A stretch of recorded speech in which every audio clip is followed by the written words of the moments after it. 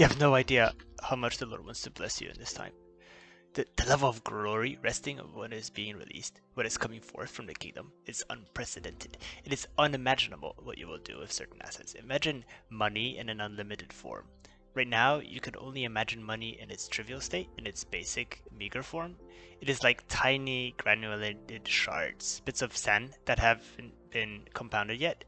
Imagine a structure or form of a huge kind, something that has been formed from the identity, from the tiny bits of particles that have come together, to take that form and reverse it to its purest state, to the dust, and that is what you have now with the financial system, with everything. So everything that has been created is like in its dust form. Now imagine all that taking shape, all that dust coming together into a cohesive structure, something of beauty. It is marvelous, incredibly marvelous in its pure form. And that is what is happening on the earth in general, with many things in particular, but with money or the financial system explicitly or exceptionally. Bitcoin fundamentally is a transition for the world, a tragedy. It is not a tragedy in its pure sense, but for the vast majority of the planet, it is certainly a tragedy because of what will be overcome. It is like a stumbling block, or let's say you're going through the woods and you find a gold nugget or a nugget that is under your feet. But all it does is cause you to trip over it, fall, and scar yourself. It is not much good to you. That is what it does in a sense. It causes all those who do not know where they are going, who do not see clearly or are stumbling themselves without a clear vision, to fall. So in essence, you're a man of great provision. I can see that on you. There's a huge manifestation awaiting you, and I'm seeing that in real time as you're actively participating in that event of manifestation because it is coming through you. It is the same with Bitcoin. It is causing all these systems to cease, to close, and end what was. So in a sense, it is a stumbling block. It is causing the system to trip over it so that those who are walking in tune with what is happening may continue and may profit. So it is not, in essence, we see things very black and white in this world, light or dark, but we do not see the good that coexists in the dark or that manifests itself through the dark. We do not see the whole. You look at your life and you have tremendous life, or have had a tremendous life. The things you have seen and encounters and communications or connections, you have had tremendous experiences in the spirit. We are talking about one of them. So you have seen what this does, how it plays out, what this sort of thing does. So when I say a tipping point, you have witnessed several of those. So you have a substantial idea of what this means. There are many who have no idea what this means. You've experienced a move, a sudden shift in your own reality, and have had to adapt to a completely new reality. Fundamentally, this is what is happening with Bitcoin. It's what Bitcoin is. It is a world changer, a paradigm shifter. But in your case, where your experiences, you have had a choice to engage or let go, where you imagine being able to come across something and it making your life substantially better, something greater, and then having that revealed afterward. It is much better. You've chosen that path for the betterment, for the increase of yourself. Now imagine not having that choice, but stumbling into the darkness. That is essentially what Bitcoin is for many people. Not all, but many people are going to trip over this thing, and it is one of many. Like, there are many things like that that are coming, that are going to sprout out. Many will see them and engage them, and it is a lovely thing for them in that time, but many still will merely trip, or it will be a stumbling block for them. I'm saying there are lives that are being lived now on a certain plane. It's not a solid plane or necessarily a real plane of existence, and they encounter it ubiquitously. It is an endless plane from their concept or perspective, right? So they live on this false plane and they encounter reality as they see it, but none of it is real. None of what they encounter, none of that existence is actually real. It's only a plane. Their limitation. Imagine being in an aircraft all your life and you don't know what it is. You don't know that it is an aircraft and that it goes up and it goes down continuously. But for you, it's just a space with confined walls. You don't see out necessarily, or you don't see out enough to recognize that there's a plane or ground, which is a boundary to your reality. To you, it's just an aircraft or a confined conditioned space, and it has food, it has beverage service, it has restrooms, it has all aspects of life, in a sense, our life in which you are aware, but you are confined to it. And suddenly it lands or crushes, and suddenly it comes to the ground. That is what life is to most people. So Bitcoin, in a sense, is a stumbling block. It's that bar of gold, or like gold nugget coming out of the ground, or that essence, that element in the air, since we are using an airplane analogy, that causes the system to come down for that person who lives in it. Everything they love, all their comfort, all their support, all their sustenance, all their reality comes down. Bitcoin is like that. I can see your view. You are looking at aspects in a particular way. Let me transition you to a slightly deeper, different, larger perspective. You're seeing that airplane, and you are saying, if I engage with that which causes the problem, I will be better off. Yes, you are seeing the problem, you are seeing the essence of the crash, but you're not seeing the truth, or only an aspect of it. You're seeing the spear, or the tip of the spear, which is this Bitcoin, but you are not seeing who is holding the spear, in essence. It's you. Let me put it in a completely different contradictory way. So you are opposing this system. It is quite evil. How would you take it down? What aspects would you like it to have?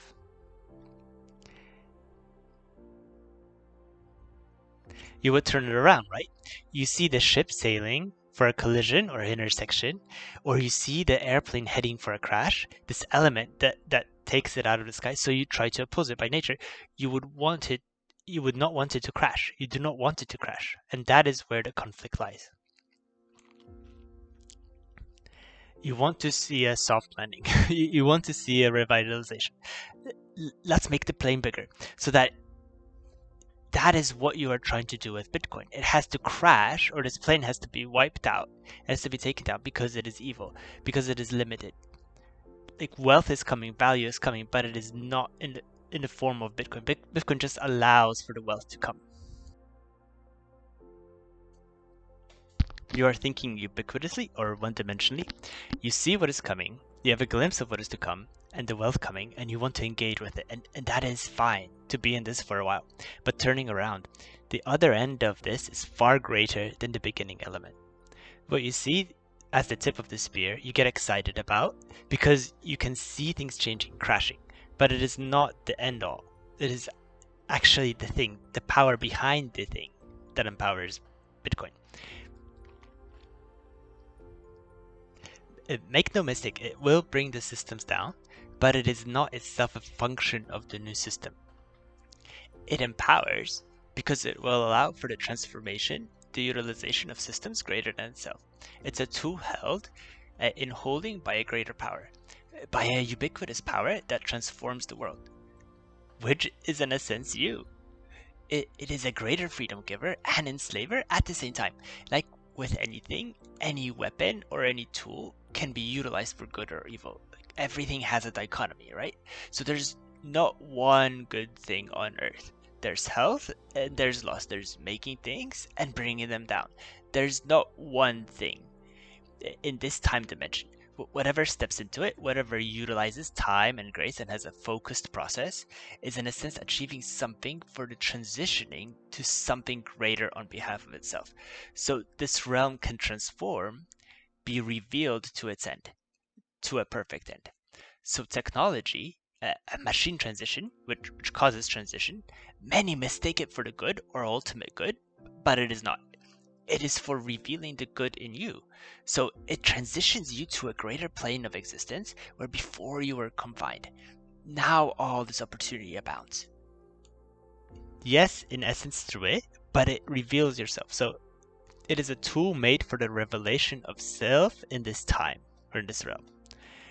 You live in a very engrossed time. It is a blessed time in itself, to be sure, but you live in an encompassed flame, meaning you're confined to this realm, which is good, which is fine. But now those confines are being broken through Bitcoin and many other technologies. Other revelations that break it, in essence, the systems that were there before, and you step into a higher plane. So imagine living in a village that you thought was the whole world or the whole of existence, and suddenly you encounter new people. So Bitcoin is this conquistador that you have encountered. Now the world opens up to you, but it is also a stumbling block. How will you engage with this new thing that you have created, this new freedom?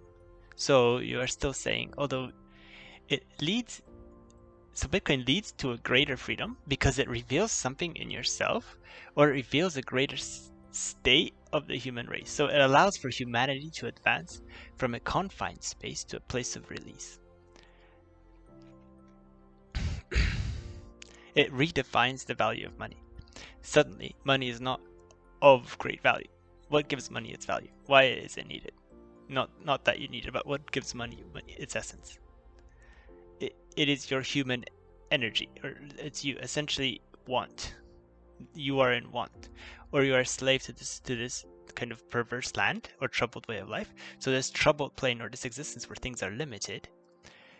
On the aircraft where you live, you have access to certain things. To go back to the analogy, but you have it in a limited way. There are just not enough goods on the aircraft to be distributed evenly. And that is the case with all systems or with all human existence on this plane or dimension. So things are not distributed evenly, in a sense. Bear with me. So those in first class receive what is reserved to them, or what was reserved for them. And those in lower ranks also receive. But there are only so many things produced because of the confines, because of the limited space, shall I say. Now through Bitcoin, in a sense, we're stepping into a world where there's no limited space, in a sense. So many more things, an unlimited number of things. And we will go into this mental exercise. So you have in yourself, in humanity, a transition into that space of unlimited greater limit, which is in a sense an unlimited space of capacity. You have traversed time and space. So in essence, you have spent your life on a plane. Now that plane lands and you survive. You did not stumble, the trip did not hurt you, you survived.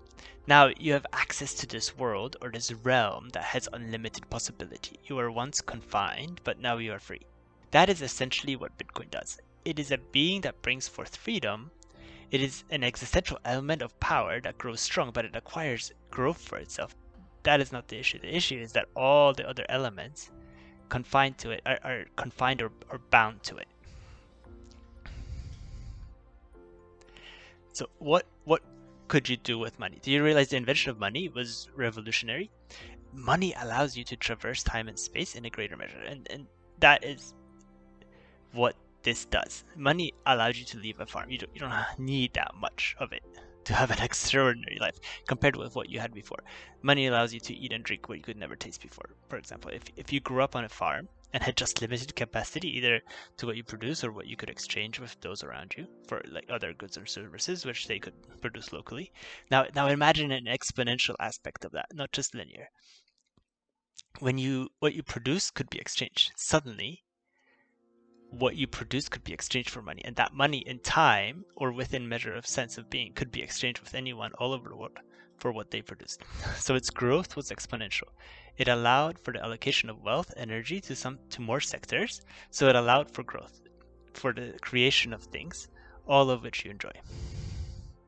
Without it, there's not much money needed to enjoy a good meal. Pretty much anyone in the world can do that now. The comfort level money in time allowed that to happen. Now we have become enslaved to it, or we have allowed it to rule us because of a lack of wisdom. But it still is, in essence, a good thing. We have made it our focus instead of the good things it provides. That's the problem. Money created problems. You transferred out of your land, you encountered other nationalities, you had exchanges, conflicts, you deliberately took what they had. There was much progress, but it revealed in humanity an aspect that was not understood rightly without it. It allowed those things to be overcome, but it forced a reckoning. And that is what Bitcoin does. It does not produce necessarily a good. It is itself a fundamental element. An element that must be produced must be sustained. So what Bitcoin does, it will allow you to be more yourself. I've already seen some of the things that you can do, and it is extraordinary. It allows for the production of greater things that were necessary. Because I say necessary because with this advancement, you do not yet realize your age or where you are, where you have been. This is all coming together, and you think in a linear timeline where things come together to produce in a certain way. That is not the case with this. This does not reveal a life that you have had or to be had. It reveals a universe unto itself. This universe of possibility. It is not what you expected to hear. It allows humanity to traverse to a greater, or it reveals life to a higher degree and possibility. So then if you want it, it allows you to engage in this life. If you want it, it is less of a stumbling, shall we say. You saw the spear coming and you dodged that hit. Good. Now, what does it produce? What does it reveal now that you have overcome? Remember, you're the one holding the spear. You're the one in charge of this world, so to say. It is your plane of existence. So it allows for the possibility. You will not live in the way you have before after this. After the systems come crashing down, there's not even a chance of that. Those systems will come crashing down. And all that is left of them, the rubble, so to say, will be picked up and rearranged. The direction will need to be reassigned. So you will have to deal with that. But the possibilities in you will be greater. So you're wondering if you'll be more free functioning in Bitcoin after things crash. It isn't that you will be more free. You're already free without realizing it because you have had a freedom of thought all this time. You are a conscious being capable of many great things. It's just that reality, what is assigned, will be greater. So you will not be limited to it. For example, right now you're limited to time and space. You have a limitation in your body, in your ability to produce physically or mentally at your job. There will be none of that because you will not need to provide Bitcoin. It will appear in itself, so you will not need to own it for it to function in the world. Imagine every system in the world being destroyed and then trying to rebuild that system. You start from scratch. It is not quite the same way with Bitcoin. Bitcoin reveals what is there. So Bitcoin allows for the revelation of what is there in a world where the financial system is not dominant. When you do not work for the system, it is reversed. The system functions for you or accommodates you. So it's quite different. So do I mean like a universal income? Not something like that, but your effort or what you do multiplies. You don't continually strive. Right now you strive to produce and keep up with inflation and keep up with greater consumption in the world. And you want more. Imagine not having to do that and every effort somehow multiplied because there's not that opposing force.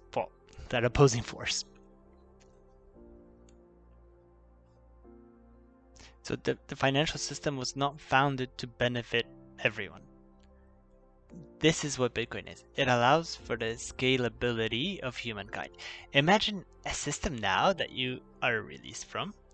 The old system is gone. You no longer work for it. Imagine a new system in its place. What would that look like? Like you don't even know. That is the level of comprehension required, and you have it. I'm not saying you cannot function in it. You just have trouble imagining it.